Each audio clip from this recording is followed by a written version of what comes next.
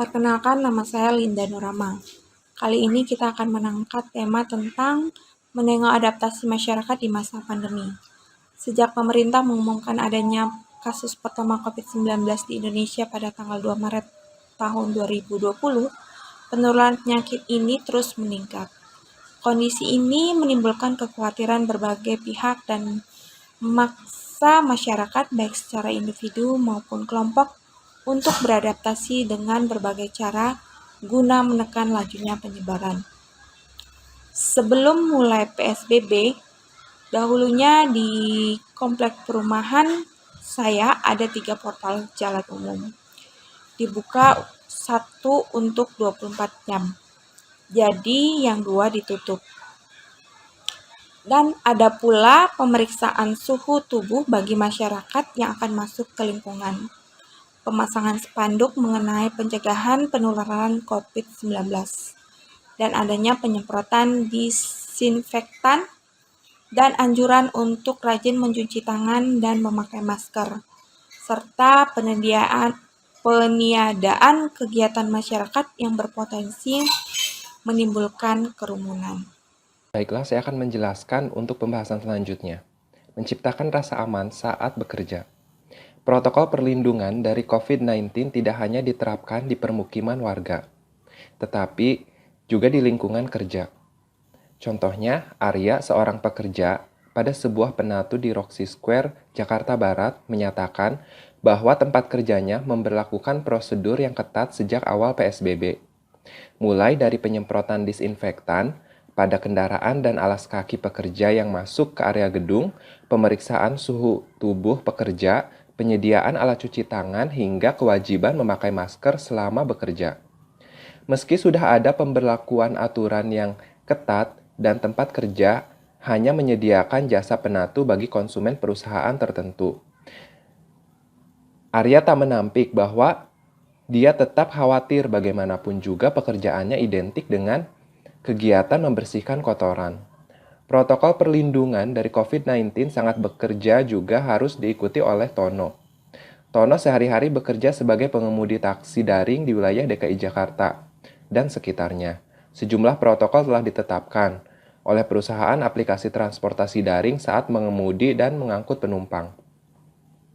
Pembatasan jumlah penumpang, penggunaan sekat antara pengemudi dan penumpang, penggunaan masker, kewajiban untuk mencuci tangan, dan penggunaan hand sanitizer. Konsumsi multivitamin oleh pengemudi dan juga kesediaan untuk melayani petugas medis adalah sejumlah protokol yang ditetapkan. Perusahaan-perusahaan ini juga menyediakan informasi mengenai protokol pencegahan COVID-19 yang dapat diakses oleh semua pengemudi. Contohnya, Gede dari Desa Adat, seorang pemasok daging untuk restoran dan kafe menyatakan bahwa selain mengikuti prosedur standar, yaitu menjaga kebersihan diri dan perlengkapan yang digunakan untuk bekerja, dia juga melakukan jaga jarak dengan konsumennya. Prosedur jaga jarak juga diberlakukan di pabrik tempat Wati bekerja, perempuan yang bekerja sebagai operator mesin jahit pada pabrik garmen di kawasan Berkat Nusantara atau KBN Cakung, Jakarta Utara. Beliau menceritakan bahwa jumlah buruh yang bekerja tiap harinya dibatasi. Sekarang hanya 50% dari total buruh di pabrik masuk kerja setiap harinya. Dengan demikian, tersedia ruang yang cukup untuk menjaga jarak antar buruh saat bekerja dan bahkan saat istirahat di kantin untuk makan siang. Untuk penjelasan selanjutnya akan dilanjutkan oleh rekan saya. Terima kasih. Assalamualaikum warahmatullahi wabarakatuh. Perkenalkan, nama saya Sapandri. Di sini kita sudah tahu ya bahwasanya COVID-19 itu telah menyerang di seluruh negara, termasuk negara kita yaitu negara Indonesia. Hal tersebut menyebabkan sebuah risiko tertularnya penyakit tersebut. Maka pemerintah memberi sebuah aturan dan memberi sebuah sanksi bagi yang melanggar. Tetapi yang saya lihat bahwasanya banyak warga yang tidak menjalankan aturan tersebut.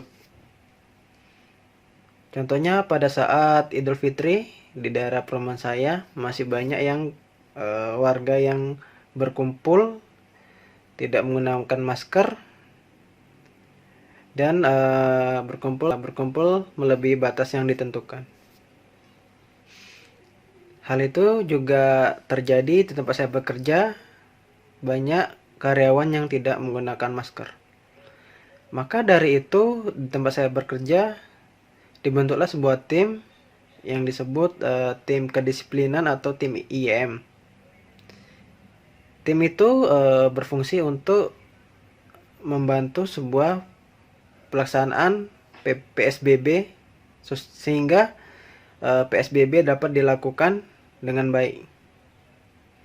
Dan petugas tersebut atau tim IEM di tempat saya bekerja itu memberi sebuah sanksi berat bagi yang tidak menggunakan masker. Bisa diberi SP1, bisa juga diberi SP2 jika karyawan melanggar hal tersebut, sering melanggar lah istilahnya, tidak menggunakan masker tiap hari, maka bisa dikena SP yang sudah ditentukan.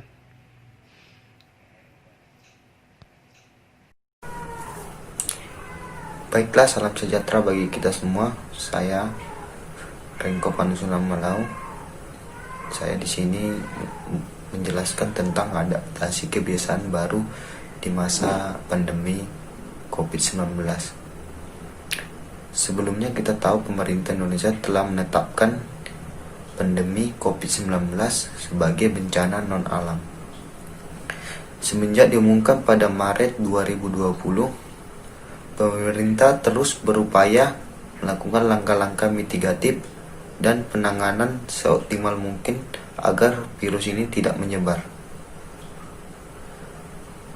Beragam pilihan kebijakan telah ditempuh, misalnya mulai dari penerapan physical distancing, pembatasan sosial berskala besar atau yang biasa kita sebut PSBB, memberlakukan larangan mudik menjelang Hari Raya Idul Fitri, kebijakan new normal, dan yang terbaru mengeluarkan peraturan panduan dalam perayaan Natal 2020 dan mewajibkan rapid test bagi orang yang berpergian keluar kota ataupun antar provinsi. Terlepas dari opsi kebijakan yang ditempuh pemerintah Indonesia, sama seperti halnya di luar negeri, belum bisa memprediksi secara akurat kapan pandemi ini segera berakhir. Salah satu harapan kita adalah vaksin COVID-19.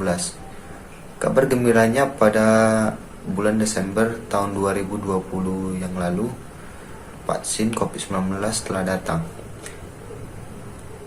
Walaupun vaksin ini telah datang, kita tetap harus beradaptasi dengan kebiasaan baru sebelum dilakukan vaksinasi, yaitu disiplin menjalankan protokol kesehatan 3M, memakai masker, menjaga jarak,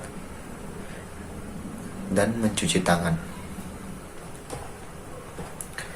Semoga Tuhan memberkati kita semua untuk melewati wabah ini. Terima kasih.